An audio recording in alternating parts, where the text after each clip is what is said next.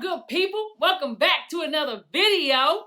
Of course, we always got something special. I get it. I know. Well, we bringing the heat again and again and again. But today, this is a special one. We got I ain't gonna say it. I'm gonna just let y'all see it. We do have another special guest though. You want to come and say something? Come on, it's your time to shine. It's your time to shine. All right.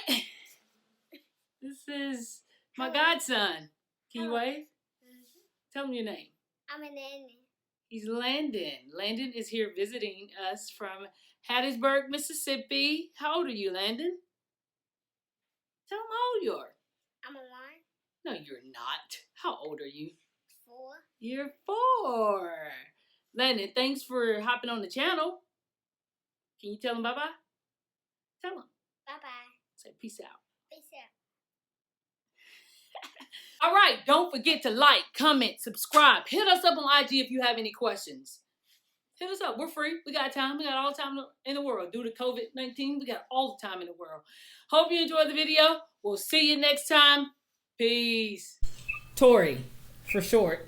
For people that don't know, I don't know how many people call you Victoria, but I call you Tori. How is it playing in the WNBA? It's different.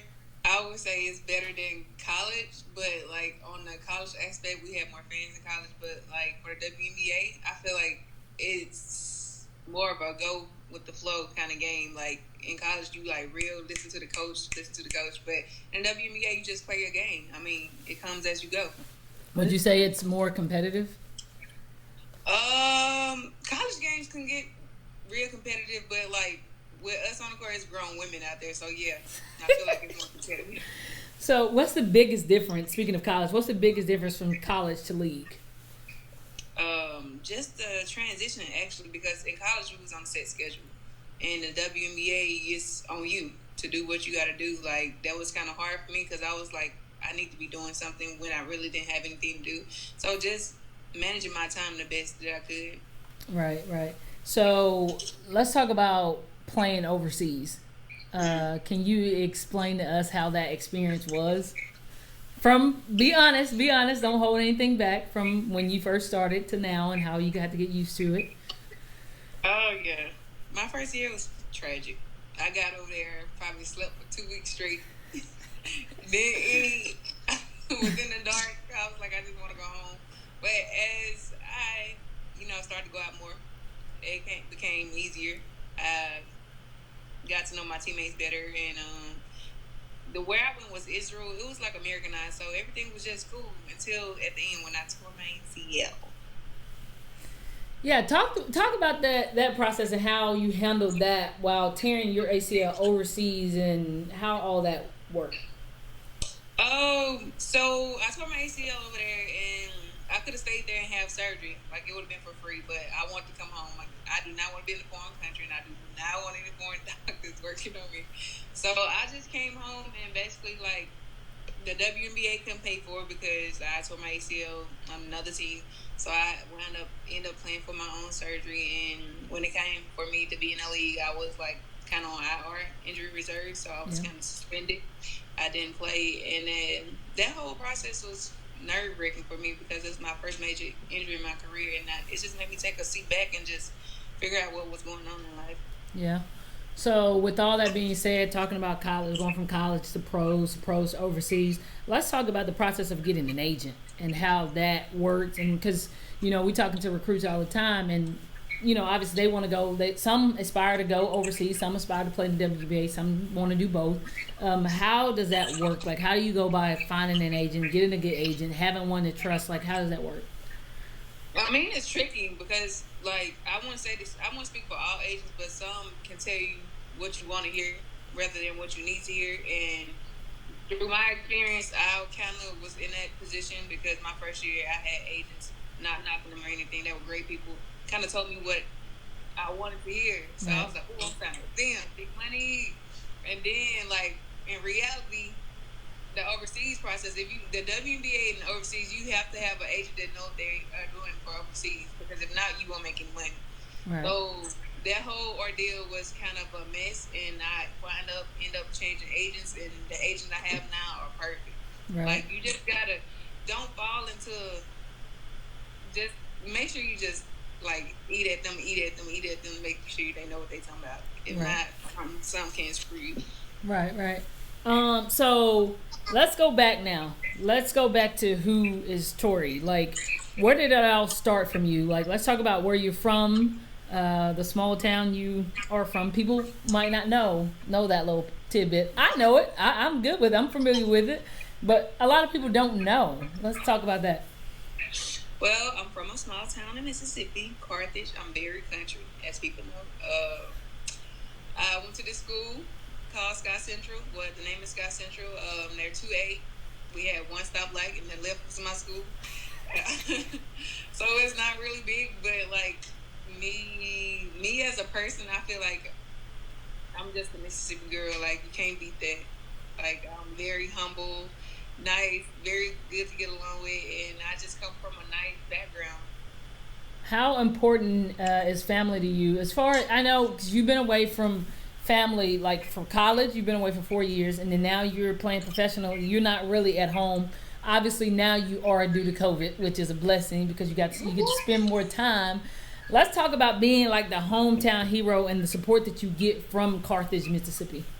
Oh my gosh, I get amazing support. Like we have a day called Victoria Day. Like who does that?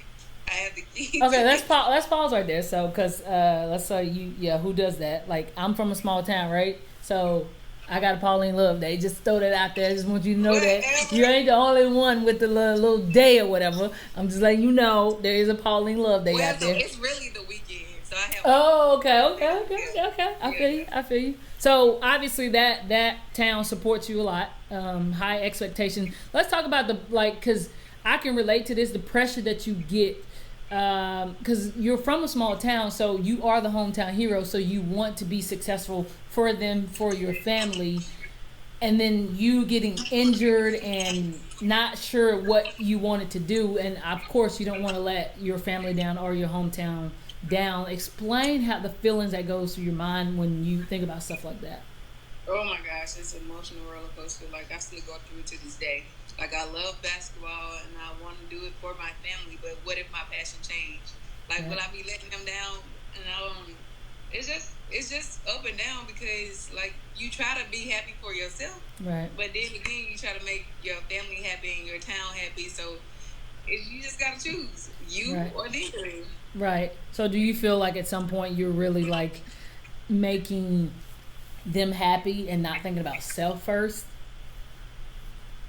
Making like your hometown happy, making your family happy. This is what I want my family to look at me as, so I'm gonna fight through it for now, Yeah, and then to basically, figure I'm out what I still- want to do. Yeah, because I'm still young. I'm only 25. Until that opportunity knocks on what I really want to do, I'm gonna keep pushing and do what they want to do. Granted, I do want to play the WNBA because it's fun. I do want to go overseas now because it's new experience and meeting new people every day. Right. So I feel like when that time comes, it's my time to just let that go and be the person I want to be. So what do you want to do after basketball is all over? What are your plans? What do you want to do? You tried it. What do you want to do? Let's talk about that. I want to coach. You know I want to coach. I told this a million years. You do, but I say that I wanted to bring that out because I think you could be really good at coaching because you can relate to this generation of kids, and not only that, but your personality. Like you can be a great recruiter one day, and I don't want to say like you can't do the X's and O's part, you can't do the on court stuff because that will come natural to you. That's gonna come natural, but your personality and how you say you're a likable person. So you're going to be able to get a lot of kids no matter what level you're at. It doesn't matter what school you're at. It doesn't matter. I just know one day you will be a great recruiter somewhere, wherever that might be. So Nice. for you to say coaching, that's good. I like that. And maybe one day if I get a head coaching job, you can come work for me. I ain't no maybe. You got to go through the recruiting process. You got to pass first because there ain't no way. Well, good. So, is there any advice you can give to the young kids now that aspire to play professionally, aspire to play overseas? That's actually, let's start here. Can you give advice to the athletes that's struggling right now? And I don't know if you noticed that the transfer portal is like it's crazy right now. I mean, it's over 1,000 kids in the portal right now. There's not very many places these kids could go. Everybody's going to be filled up. So what advice do you give these kids that are struggling right now with where they want to go, or being that they're at a school right now and they're just not happy? And my question is, like, do you really want to go through that process? I mean, in college, like, you struggle from day to day. I struggled throughout my college career. Days where I'm like, ugh, I don't want to be here. I don't want to do this. But at the end of the day, is it benefiting you to leave? Is it benefiting them for you to leave? Like, I feel like you should just stick it out. I understand you want to transfer. You don't think this is fit for you, but try. Like, are you really trying? Right. And I'm not knocking the young kids this day, and I'm not knocking them at all. But like, toughen up and like stick it out. Come on, go through the process. It's all a process. And once you go through another team, it's not gonna be easier. You have the same coaches demanding the same thing. Right. So I feel like just tough it out, stick it out.